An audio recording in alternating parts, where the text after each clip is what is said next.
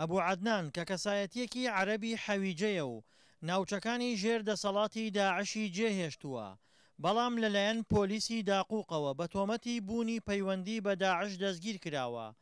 بارودۆخی حەویجە بۆ دەنگی ئەمریکا دەگێڕێتەوە و دەڵێت بەرپرسانی داعش لە ناوچەکەدا ناسراو نین. المسؤولين البارزين ما تعرفهم هم شنهم من يدعمهم. بەرپرسانی باڵای گروپی دەوڵەتی ئیسلامی نەناسراون، ئێمە نایەن ناسین و نازانین کێ کۆمەک و یارمەتیان دەدات، ئەمە ئێمەی سەرسوڕهێناوە. خەڵکانی تەمەن سەر و هەژدە ساڵان بیر لە چوونە نێو ڕیزەکانی داعش ناکەنەوە، تەنها کەسانی تەمەن منداڵ نەبێت، بەڵێ موچە دەدەن بە چەکدارەکانیان. هێندەی من ئاگادار بم نزیکەی 600 هەتا 650 دۆلار مانگانە موچە دەدەنە ئەو چەکدارەی ئەندامانی خانەوادەکەی زۆرە. ئەبوو عەدنان باس لەوەش دەکات داعش هێزێکی زۆری بە چەک و تەقەمەنیەوە لە ناو حەویجە جێگیر کردووە. والله يعني ما أقدر أقول لك بالضبط كثير وقليل بس هم عددهم هواية.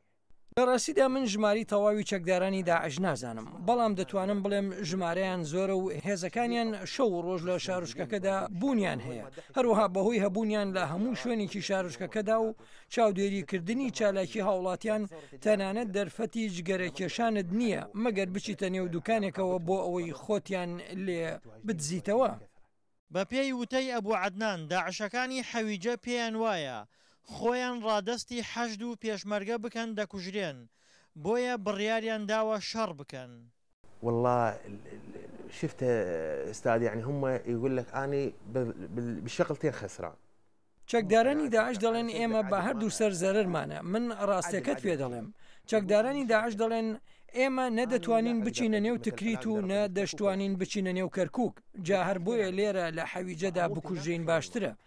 چەکدارانی داعش وەک دوژمن دەڕوانە هێزەکانی پێشمەرگە و حەشدی شعبی و بە دوژمنیان لە قەڵەم دەدەن، بڵێ ئەوان بیری ماڵ و منداڵیان دەکەن، بەڵام بەهۆی ئەوەی مێشکیان هێندە شۆردراوە و بڕوایان وایە کاتێک منداڵێک لەدایک دەبێت پەروەردگار پشت و پەنایەتی و یێزدان بەهانای ماڵ و منداڵیانەوە دەچێت و پشتیوانیان دەبێت دوای ئەوەی کە چەکدارەکانیان دەکوژرێن. نەخێر گروپی داعش دەستبەرداری ماڵ و منداڵی ئەو چەکدارانە نابێت کە دەکوژرێن و موچەکانیشیان بەردەوام دەبێت. حەویجە تا ئێستا لە ژێر کۆنتڕۆڵی داعشدایە و هیچ وادەیەک بۆ کۆنتڕۆڵکردنەوەی دانەنراوە. دڵشاد ئەنوەر، دەنگی ئەمریکا، پارێزگای کەرکووک.